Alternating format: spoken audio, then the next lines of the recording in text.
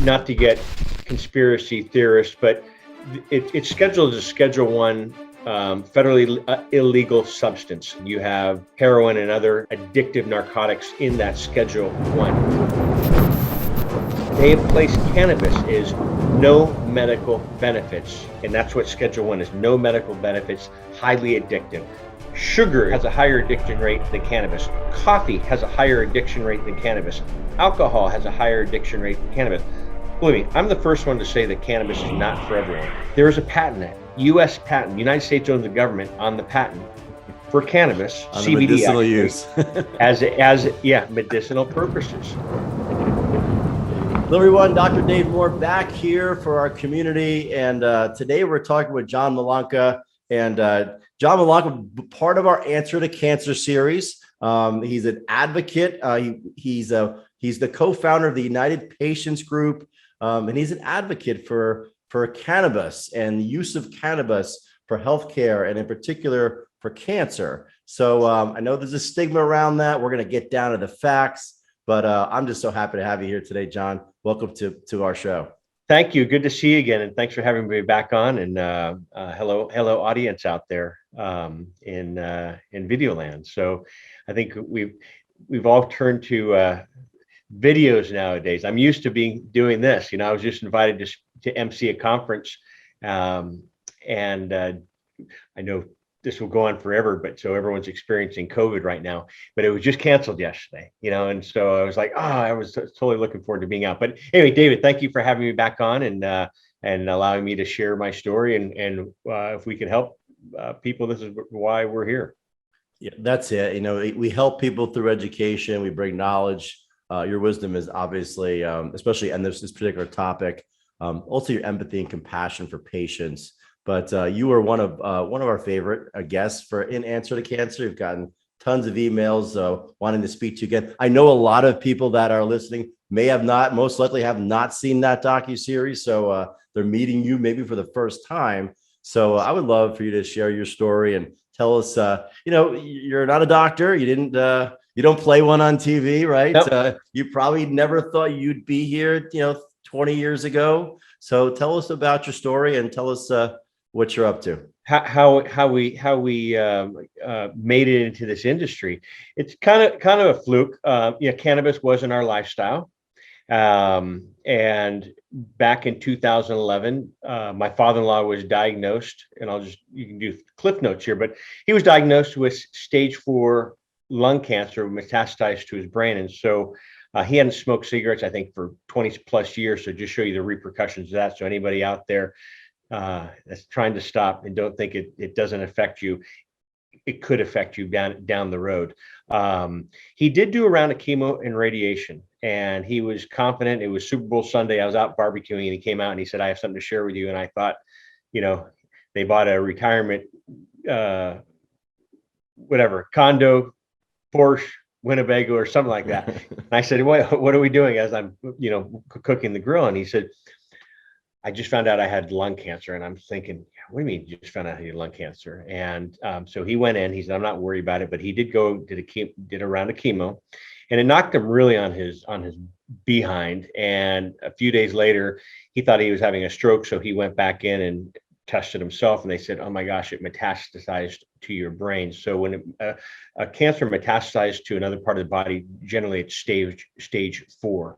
And so he did a round of radiation after that to the brain, and it brought him from a healthy 77-year-old man to literally looking like a prisoner of war, wasting away. I mean, when I say wasting away, he was wasting away. And every morning we'd call, "Did he make it through the night?" And I said, "May I go to your next oncology appointment?" And they hadn't experienced death, meaning my wife and her family. Her grandparents were still alive at that time, and they ended up passing at 98 and 97 years of age, but had been together since age 16, if that's not a perfect life.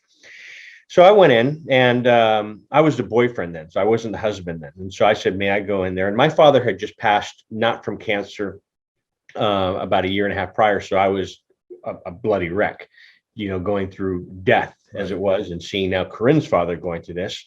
And so I picked him up. He had 24/7 oxygen, wheeled him into his oncologist here in California. And make a long story short, we basically said, I said, how much time do we have? And the doctor was kind of shocked that, I would ask that. And he said, this is our family. And she said, probably weeks. And through tears, I said, well, what can we do? And she said, we can give you morphine. And he said, I'm not in any pain. And at that point in 2011, cannabis dispensaries were popping up everywhere. And Corinne and I had done research about cancer and what's going on. And we came across studies that showed 40% of cancer patients pass a malnutrition before cancer takes over the body. And so me being, the boyfriend, kind of hesitant on asking this question, I said, I don't mean to offend anyone, because cannabis was never, drugs were never discussed. Cannabis was never discussed.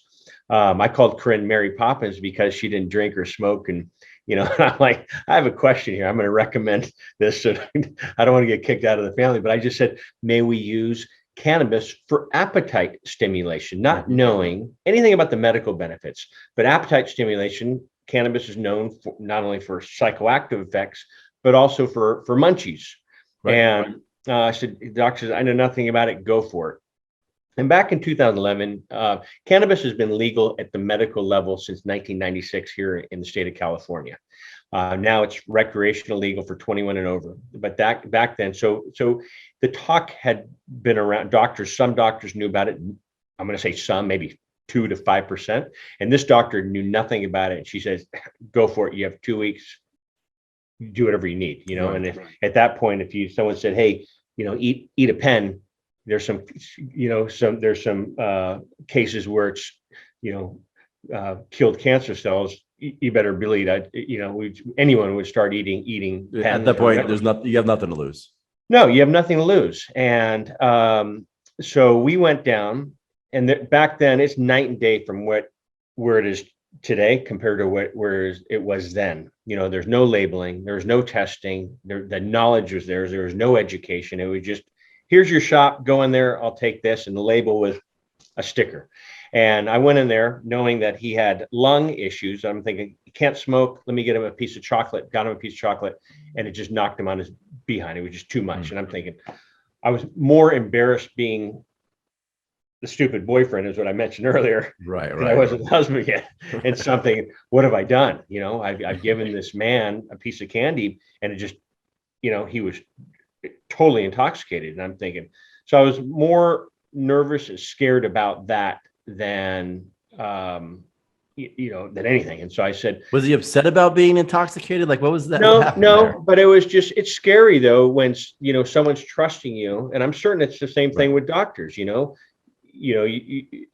everything doesn't work for everyone. You never know how it's going to react, right? Yeah. And you could have you being a chiropractor, and I'm a big fan of DCs, I've had total success with chiropractors in my life, where others have to, I have an issue now because I went to a chiropractor. And it just, so it's the same thing with, you're probably, you being a medical professional, there's times where you're thinking, okay, is this the right adjustment on this patient or not? And the same thing. And I was. So they call it a practice. It's not a perfect, and it's a procedure, and procedures aren't standardized, and people aren't standardized. Yeah. And it was the same thing going in there. Just, dispensaries then, now they look like Starbucks and IKEA, and they're clean. They have, not in all cases, most dispensaries, they're educated. Some now have pharmacists. Some states require pharmacists to be involved, or a medical director, and those are the ones. And I can get into that through as the call goes on here. But we went down to the dispensary, and again, gave him a piece of chocolate. We saw the outcome of that, and I said, please, would you trust me again? And I went back down there, and I just scanned their glass display case. And I saw, Corinne and I found a coconut oil capsule. The only reason we went that way, because we knew we could freeze an oil-based product. Put in the freezer. It was a 10 milligram capsule. And it's funny. Then it said THC after, and I'll get into the story, but later on when we tested it, it had all these different cannabinoids. So shows you how important testing is. But we froze it, cut it into slivers, gave it to him, and within 24 hours, he was eating. I'm like, whew, okay, so plan A, that worked. Let's get him to eat. he'll pass peacefully. He won't die of malnutrition, wasting away like cancer patients do, AIDS patients do, just wasting and withering away. Mm-hmm. So day 2, day 3, day 5, and we're still calling every morning. Did he make it through the night? Did he make it through the night? We'd go over there and check in on him. And I remember day 8, remember he's been on 24/7 oxygen, where the oxygen tank, we would have an extra long tube to put it into his closet because the sound of death of, and people would always ask, how come you didn't film this? And I said, we didn't know the outcome. And the outcome was at day 8, he's now walking around out of bed, shuffling around. And we said, don't get too cocky. He's like, well, I'm feeling energy. So food and nutrition and supplements that we put in our body also bring energy into the body. And so a lot of time, again, showing the wasting syndrome when they just don't eat, Mm-hmm. and they just fade away. And so we just continued on with the 3 milligram, and it was the blind leading the blind. It was complete trial and error. We didn't have any error. And at 6 months now, hospice fires him as a patient because now he's walking, driving, swinging a golf club, traveling not only here in the US, but they went overseas as well. And we said, I'll be darned. There must be something. So Crit and I went big dive, education dive into, we call it panic education is what Crit and I always coined it, but panic education, panic education mode. And anyone that's going through something as severe as cancer, I'm certain you have gone straight to Google or sites like yours, or like ours, or whatever is out there, just to see if anybody else has had success with this. And so Crit and I did a big deep dive into cannabis and cannabinoids and the benefits, and we were blown away. And so about the 6-month mark, so my background has been past 30 plus years has been marketing, branding, and advertising. I worked for travel websites and magazines, and I said, let's build something for families just like us, where cannabis is not our lifestyle.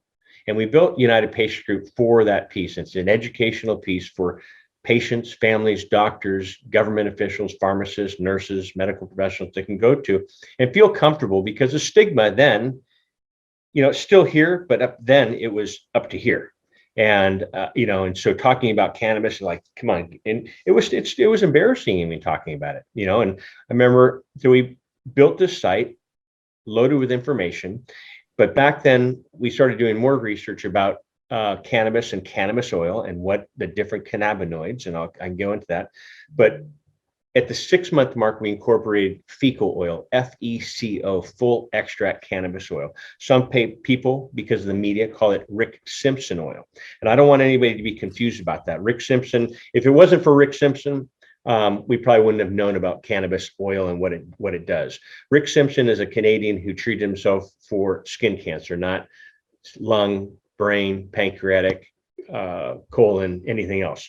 His protocol was taking more is better. And so we never followed that protocol. More is better. I think everyone's different. And when you see an elderly man who's frail, you don't just want to blast him out. So again, more is not better in our opinion. And as time has gone on, people have started following that micro dosing, concept of a regimen.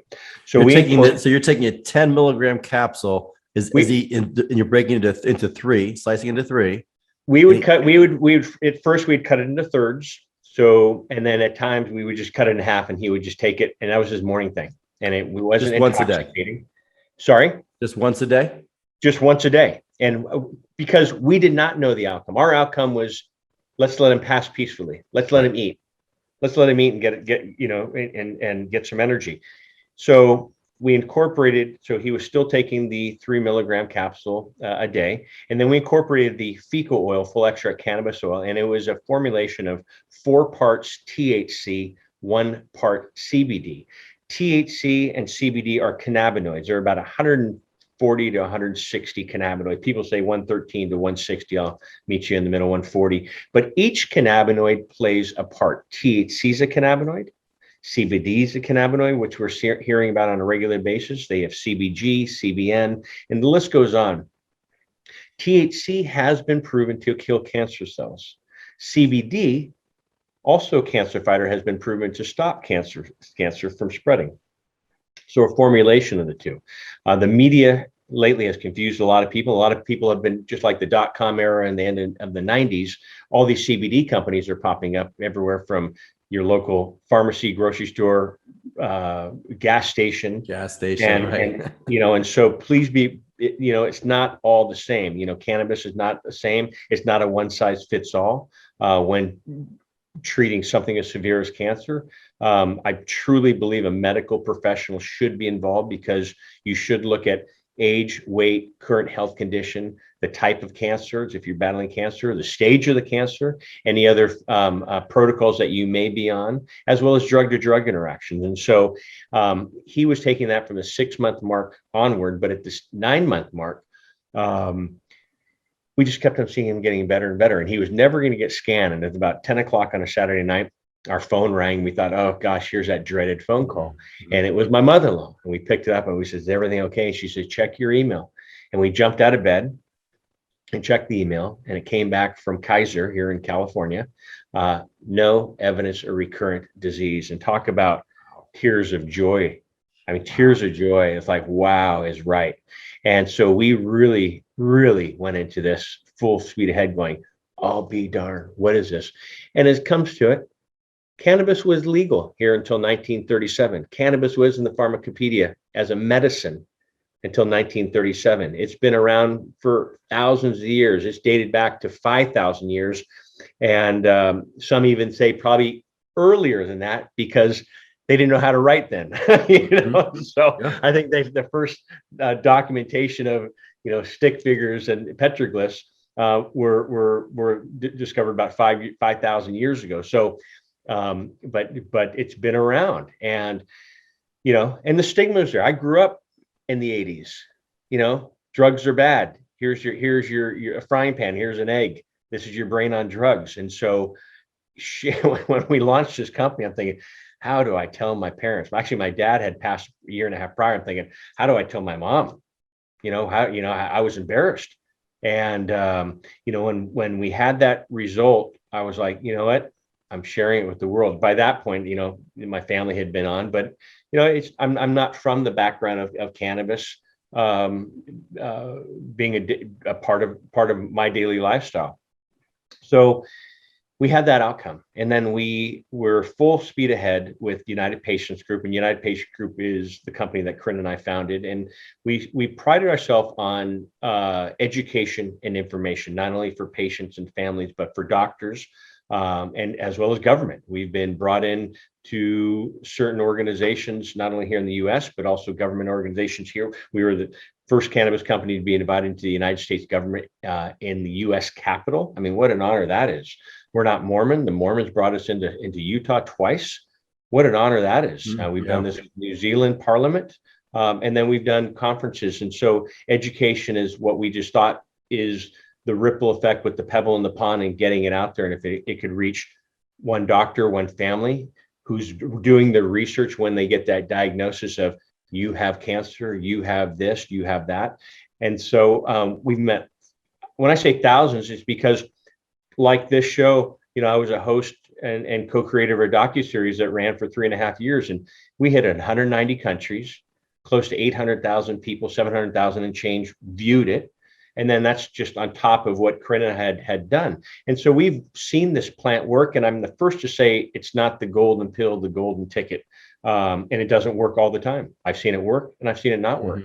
In 2017, my wife, Corinne, who I called Mary Poppins, we did everything right in life. She didn't drink, didn't smoke, worked out, stayed healthy, diet, nutrition, positive lifestyle, etc. Started having stomach aches, and we didn't know what that was. And we did 3 different blood tests over a 3-month period, and our doctors were our friends and like, you guys are our star patients, our star pupils. And they all came back negative. And they said, no, you guys are working too much. Is it stress? Is it an ulcer? You guys are fine. And June of 2017, I think it was June 27th, we went in and said, come on, something's not right. So we did an ultrasound, and it showed a 4 centimeter mass on her pancreas, which is pancreatic cancer. And she passed 4 months later. And so I've seen this plant work. Yeah, And I just want, I know how, yeah, I was just sorry when you say that. I'm just acknowledge the fact that you're in this 100 and whew, 200%, and you've helped so many people. But I know that that moment in time had to be, just really tough. Your partner in crime, if you oh will, boy, you've been on this journey of life, and then this advocacy thing. So that's got to be shocking, especially in the way that it happened. And I it just want to still know that is. my heart goes out for you. And Thank every you. time you tell me that story, and I've heard it before, but Yeah, I know it's a big deal, and I know people out there are listening to this. Just want to know where you're coming from, and your intention and your purpose, because this is your life. This is your purpose, and you carry this flag for her so well. So I just want to just acknowledge that. I appreciate that. This is something that, yeah, and I think even when she was in her healthy days, talking with patients and giving hope. And that was one thing that we never want to ever give anybody false hope. And I'm the first to say that, never want to give anybody false hope. We're not out there, pushing a product and saying, take this and it will grow. I didn't mean that anyway. I'll say, I just had this conversation with my friend. Take this and it'll grow hair. I just I had was this going to say, I knew there was a conversation bold joke coming up. in Belgium. It's the funniest thing. I'm like, wait, sorry, David, but it's the same thing, and because he was talking about taking all these herbs. He goes, maybe I'll have all this hair next time I see you. And so foot and mouth, but we've had this joke before, David. Sorry. But anyway, I think that's the part that patients, when they saw not only us coming out of the dugout and hitting a grand slam with Corinne's father and thinking, oh my gosh, is there hope for me? And, and so we've been able to work with top doctors in this industry. And unfortunately, the doctors, as it's going from 2011 to the present, doctors are finally educating, go, maybe there is something here, but it's still a long way to go. You have all these states that are approving cannabis, but it's top heavy when it comes to the education that's coming with the doctors. I mean, we still get patients that call us from all over the world, but mostly here in the US that say, okay, my doctor said I can use it. What do I do now? My doctor recommended. What do I do now? And I just think that's unfortunate, because most doctors, if they're recommending or prescribing a pharmaceutical, they would say, here, Dave, this is what you do. Here are your questions. If you have any questions, take this, once a day, every 8 hours. And the same with cannabis. It's not more is better. And I hear, believe me, I'll use the analogy of, using Raid on a cockroach. You want to use that whole bloody bottle on, I'm going to get that thing. And, but the same thing with cannabis. More is not better. If you have cancer, I'm going to just blast it as much as I possibly can, and more is better.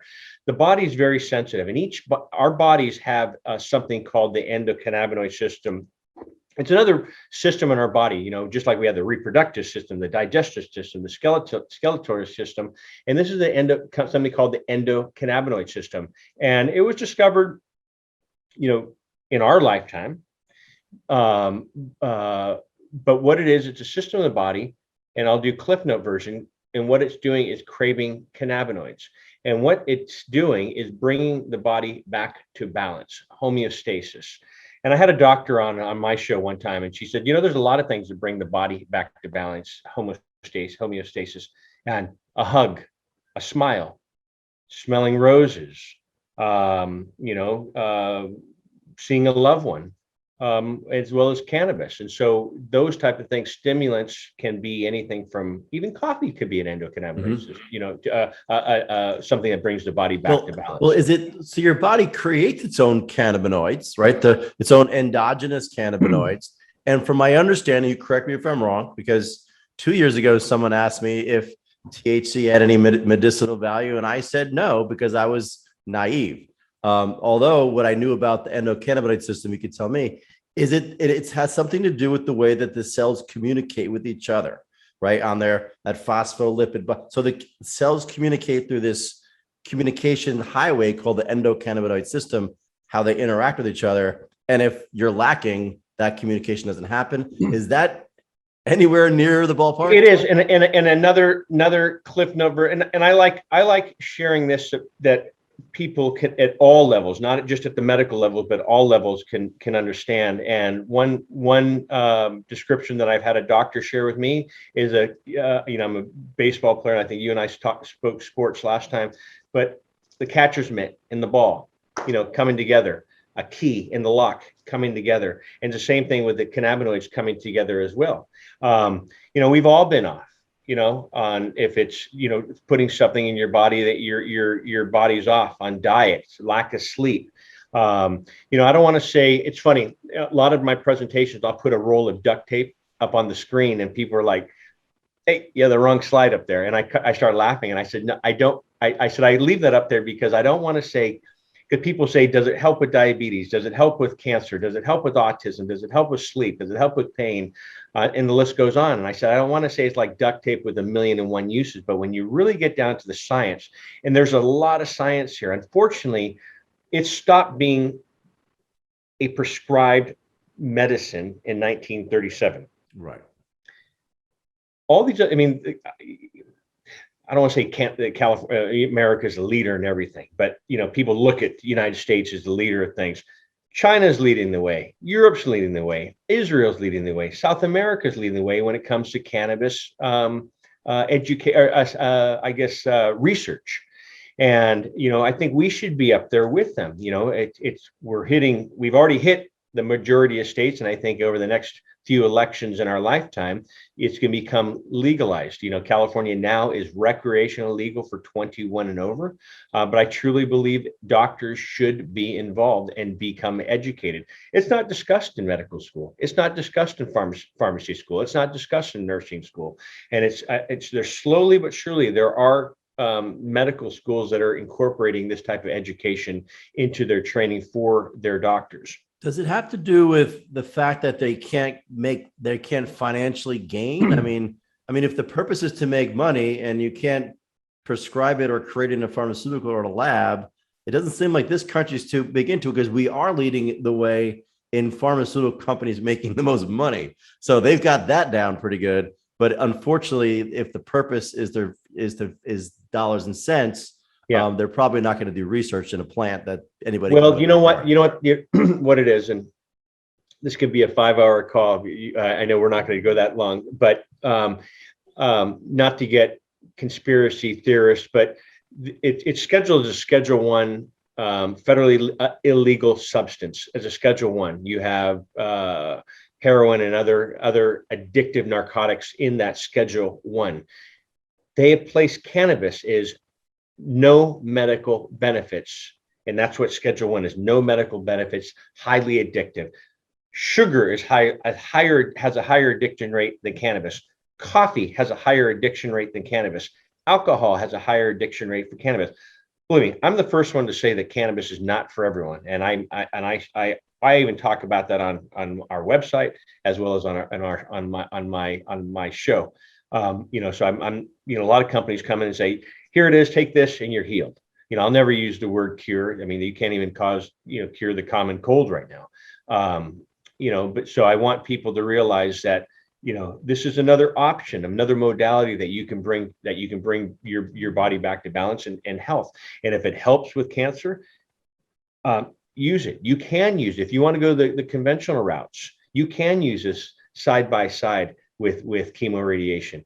It will help with nausea, help with appetite, help with mood, help with sleep, as well as help with healing. It's not going to negate the other modalities you're doing. So that's why I truly believe a doctor, a medical professional should be involved, because again, it's not a one size fits all. Earlier in our talk, I mentioned they should look at age, weight, current health condition, type of cancer stage, sensitivities, as well as drug-to-drug issues. And so it is listed as a Schedule 1, substance with no medical value. Here's the conspiracy part of me that comes out, that there is a patent, U.S. patent. The United States owns the government on the patent for cannabis, on CBD, medicinal use, as medicinal purposes, as right. Benefit. And so I just think it's a wrong thing. And so when my father-in-law, I'll back up on my father-in-law. So 2011, and he's had about 19 lung and brain scans. They've all come back with no evidence of recurrent disease. And I was talking about when we hit a grand slam right when we came out of the dugout, first pitch, and that was it. He just passed away in May 2021, but not a cancer. So that's the part that's frustrating, and he was a humble man, and when we shared with him about no medical benefits, patent, he says, has anybody sued the US government for murder? And that's a difficult thing, because the gentleman that is in Belgium that doesn't have hair, he was talking about, because he was talking about, I shared, because he was going through some things, and I shared them, and he's doing perfectly fine now. And I said, his name's Gaston. I said, Gaston, this is the same thing that's happening here in the United States, is that cannabis is not legal in all 50 states. And God forbid, if we didn't live in a legal state, California, cannabis, the topic would never have come up, and he would have passed in 2011. And so for the families that live in illegal states that have to do it illegally, black market, breaking the law, hiding it from their families, their churches. I mean, we've had I can go on story after story, but a lot of them are forced to, either obtain it illegally, which in most cases is not safe and tested, because testing should take place, because it is a plant. Mold, pesticides, metals, toxins could be in that plant. And so when the companies, the legitimate companies that are testing, and the regulations now, as cannabis becomes more popular, it's not going away. First off, I think it's just, and again, I don't want to say I'll never use cure, but I always use the term, it's not the Willy Wonka golden ticket, and so do your research on this. But testing is very important, to make sure what's in it or what's not in it. And so the companies that you're buying it legally from should have QR codes and testing. What I was getting at, a lot of families that don't live in legal states, but they want to try this option, they're called, when they realize, hey, it's working, they're either going to a legal state and illegally bringing it back to their state, or they're moving and they're called cannabis refugees. And that's happening all the time, where this is working, and it's the only way I can get this medicine, and I'll use the term medicine, but you're not only leaving your family, your community, your doctors, your support staff, your jobs, your families, and starting from scratch to have a better life. I just think that's doing a disservice to humanity. That's something that could work. Why not give them an option? A dear friend of mine, she just lost her battle. She was, I want to say 68 years old, but she battled breast cancer for 19 years successfully with non-FDA approved modalities. And these aren't, black market things. You're not going to back alley, honking the horn, leaving the back trunk open. They throw a bag in, you give the money, you take off. No, these are clinics. Everything from stem cells, salicinium, poly-MVA, cannabis, high vitamin C, ozone. It doesn't work for everybody, but at least give them an option. And she battled successfully for 19 years, and her body finally gave out. But for 19 years, she saw the benefits. And I just think cannabis, patients should have an option for their health. God forbid, as I know, cancer doesn't discriminate. Ailments don't discriminate. Illness doesn't discriminate. And so that's the part that we educate on. I'm a health advocate. And so a lot of times patients will call and I say, I've seen higher success, David, with this modality. I've seen higher success with that modality. Yes, cannabis will work, but it's a Band-Aid on this case, but you may want to try that. Or yes, I've seen it really work on these cases. And so back to the cannabinoids, you're talking about THC. THC is one out of the, I'll say 140, 160 cannabinoid. THC has been proven to kill cancers, as I mentioned, cancer cells, CBD. Let me ask the question. Yeah. So do you know the mechanism of that? Is it stimulating white blood cell macrophage production? I don't, but there are studies. There's a Dr. Cristina Sanchez, I believe, out of Madrid. I don't know if it's her study or she used it in one of her things, but if you go to YouTube or Google, there's a cancer cells under a microscope and they're injecting them with THC, and you can it's incredible just seeing these cells just die off, called apoptosis, self-suicide. And that's what we experience. It doesn't work for all cancers, as I saw with pancreatic. So it sounds as if it's actually, there's no in between of a white blood cell immune system. It's literally THC directly killing a cancer cell. And yes, and as all these other cannabinoids are being introduced and discovered each and every day, you have THCA and CBDA.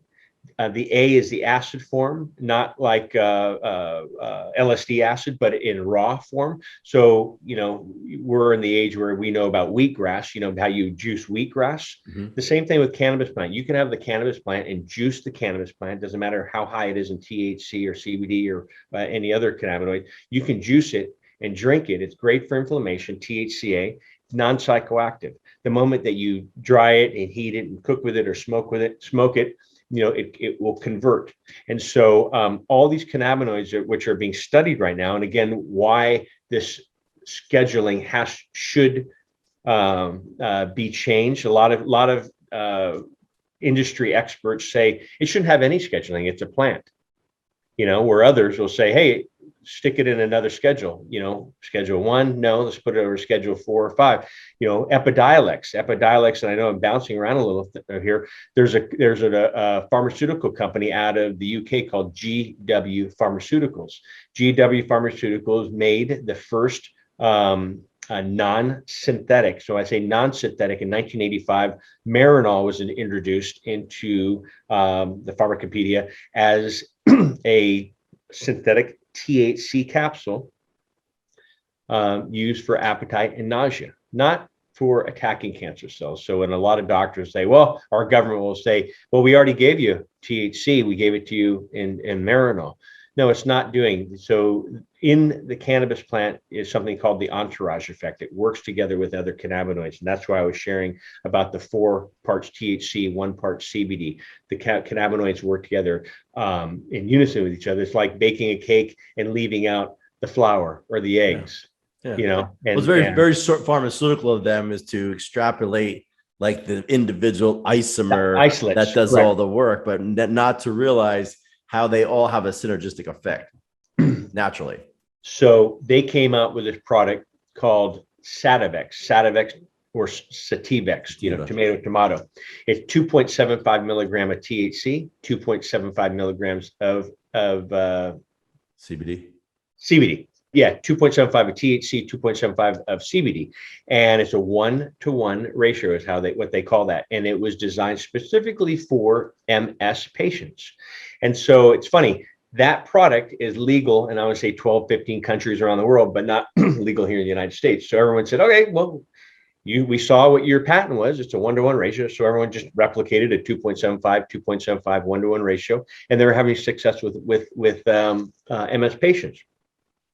Well, they realized they weren't making any money. So they came in, and this is my conspiracy theorist side of me, but they came in and said, let's come up with another product and let's work with the U.S. government. The U.S. government gave or lent them the patent, and they came up with a product called Epidiolex. Epidiolex is known, a lot of autistic patients use it, but also specifically designed for seizure patients.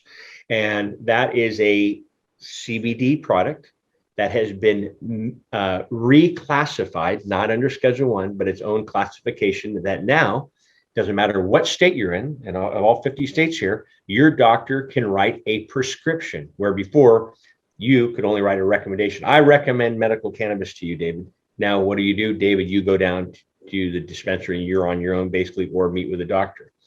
Now, a doctor can say, here, David, I am prescribing you from my prescription pad, Epidiolex. You can go down to your local pharmacy and get a pharmaceutical grade cannabis. And so a lot of them are doing that. I've seen it work with autistic and epileptic patients, but it's only isolate. So a lot of these patients will add extra THC to it and really get that balance.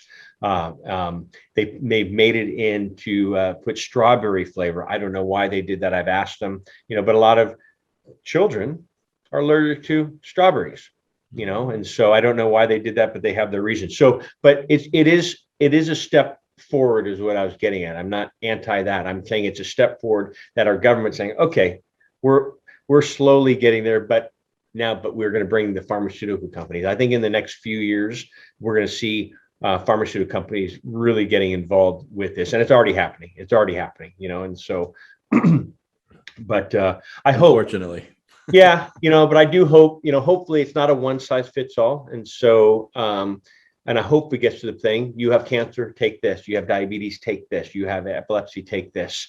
And I just feel that with that, the stigma is starting to drop. Citizens here in our country are voting on that, and I think within every vote, every voting year, you are seeing that it is being added to the ballot, and in most cases being improved. But I still, at the same time, I truly believe doctors need to be educated on this other option for them, for their patients, and for anyone going through something as severe as cancer or any ailment. Don't be afraid to ask your doctor about cannabis as an option. If he or she, and even if you live in a legal state or illegal state, if they don't know about the endocannabinoid system or formulations or dosing or guidance, ask them if they can refer, because I bet you any doctor out there has somebody in their Rolodex, probably even in chiropractic. You're like, oh, that's not my, especially when it comes to those adjustments, but go to Dr. Patrick, and Patrick actually specializes in the craniosacral adjustments type of thing. And so, but I ask questions. This is your body. This is your health. I know we've covered a lot of ground, and I've kind of went away from the cancer portions. What questions do you have? I've been doing all the talking. No, I think we've covered quite a bit. I mean, you were talking about doctors in particular, and maybe your doctor, every doctor has a different philosophy and perspective and influence. So like I had just gone for my general checkup the other day, and of course they're going to tell me what they believe I should do. And I've been a doctor 24 years. I have my own thoughts and feelings. And I respect why I go to that doctor. And I did a thorough exam. I'm 50 years old. It's getting more thorough every time I go. It's like, man, I'm not expecting this. I just had that. So I know what you're talking about when they say thorough exam. Yeah, I mean, I just had that last year again. So so my point is, you may love your doctor, but they may not be versed on this. And I'll tell you another thing. As a doctor, all right, we like to pretend we know everything about everything, or we're going to give you our perspective. So get your perspective from the doctor that you love, but get other perspectives from other doctors as well. You could have very well-intentioned people have different perspectives. And so do your own research. Listen, understand what your doctor's point of view is, but ask, your website has tons of information and access to different kinds of people. This conversation should stimulate conversation to dig deeper. These communities, these conversations are for you out there to be questioning and talking and sharing and having deeper conversations about these subjects. It's not about getting what that person says and then following them. It's about having formulating your own philosophical view based on the information that you can gather. And the more people and the more perspectives, the better. You mentioned the site, and thank you for that as well. United Patients Group, we built trust over the years. I've been in this industry coming up to 12 years, and I've seen, people, our goal when Corinne and I started this was to help families exactly like us, what we went through with her father, helping them avoid the tangled web in this industry, helping them avoid the roadblocks that we have in this industry. Imagine getting I'll say a death sentence of, you have 2 weeks and you go down 10 days the wrong way, and you realize, what have I done? And now I have to backpedal. I have 4 days and I'm on a timeline, and the stress level and everything else like that. And so we try to help families ask, here are the questions to ask, here are the things to avoid, here are the things to look out for. And the education of the different, because I'm confused on how many products are out there. I mean, there are thousands and thousands. Just in the CBD market, I think there's probably 2,500 different CBD companies out there. Be careful. I think CBD is wonderful, but be careful. One thing I always look for is if you can find a USDA certified or organic, I think that's one thing to look for. If it's grown here in the US, no disrespect to our listeners and your followers that are outside of the US, but regulations are different. Here testing is mandatory, and I'm certain it's getting that way in other countries as well. But and then ask questions, different cannabinoids for different ailments. There's as I mentioned, THC, CBD, THCA, CBDA, and now they have CBG, which is coming around. And CBG is helps with appetite stimulation, antidepressants is what they're showing, glaucoma, bladder dysfunctions, inflammatory bowel disorders. The list goes on, and this is why these cannabinoids, each of these cannabinoids that I was talking about, that roll of duct tape, each play a role. And so do your research on there. On our site we have because for the longest time, what really built the trust in this industry with Corinne and I putting on the map is that we didn't have products on the site. We didn't recommend products. We weren't glued to one. And we were saying, here are the things to look for. Here are some companies that we would use. And so people would say, well, if you're recommending, why don't you put them on the site? And so we've handpicked companies, and believe me, there's some great ones, but we've handpicked some that I truly believe we've done the research on, but they've done testing. A lot of I always talk about companies to look out for that do in a positive way is companies that have done soil seed sale. They test the soil first, make sure it doesn't have pesticides and toxins. Then they have the seed and it's growing. They test it that way, and then at the end with the sale, they test it again, and they have lab reports on there. If a company does not have contact information on their labels, doesn't have a website, doesn't have up to date. When I say up to date labs, you don't want to have a product that's, right now I know we're dating this, time stamping this, but we're 2021. So hopefully people watch this in 2031. But if you see a lab test for a product that has 2016, don't use it. Do something, in my opinion, 6 months, year max, depending on how they store it. But we're reachable. You're more than welcome to reach out and contact me, contact our team. We do have medical professionals that do consultations on the site, and your own doctor is more than welcome to sit in on the call. So I'm a big firm believer of having everybody on the same page. But don't be afraid to ask those questions and ask questions. That's the thing I always say, ask questions and get your family involved, because I've had a lot, even when we went through this with Corinne, we didn't do chemo radiation. And, I consulted with doctors everywhere, David, Australia, New Zealand, Italy, UK, brought Corinne down to Mexico, worked with many doctors here in the US. And I mean, when you have that diagnosis of you have cancer, you will try anything and everything. And so my heart goes out to anyone that's going through something as that, because you have so much going on out there. Try this, do this, do this, do this. Go with your gut. That's my thing. And don't buy everything. Do not buy everything, because everyone will come and try to sell you something. And try this, it'll work. And they'll get mad at you. You haven't done this. And so you have enough going on. And so that's what my I guess I don't want to say it's my tip, but that's what I share. That's what I'm sharing, what I went through, because even being in this industry and having everybody, not only in the cannabis industry, but I do a lot in the functional and integrative oncology world as well. And when you have all these things going out of there at you, it's you're kind of just, wow, which way is up? And so I drink water if you're a caregiver. And I think that's why we built a lot of trust, because I've seen all sides.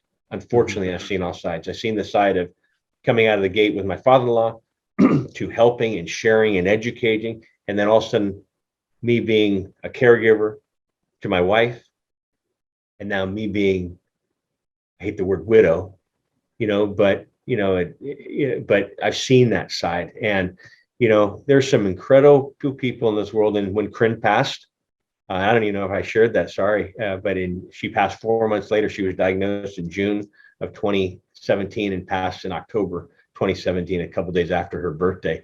But the outpouring and the love and support of families that I didn't even know, but they said they saw us, they knew Corinne. And I still get these calls from patients say, I just want to let you know the information when I was scared and I was diagnosed and I called your office and I spoke with your wife, and your wife sat on the phone with me and as much time as I needed. This one lady said, your wife said, I have to get on the phone because I have to go speak in San Francisco, but I'll call you from the car. She goes, John, she called me driving into San Francisco the whole way.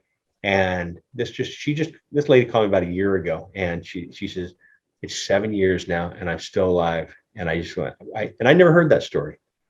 And those are beautiful things, that I love hearing those stories. That's a gift for me. So, but I'm going to add just to that, the fact that you've taken this journey and turning it into your life's work, and you being in on so many different perspectives. The United Patients Group, which is a website which will be linked below.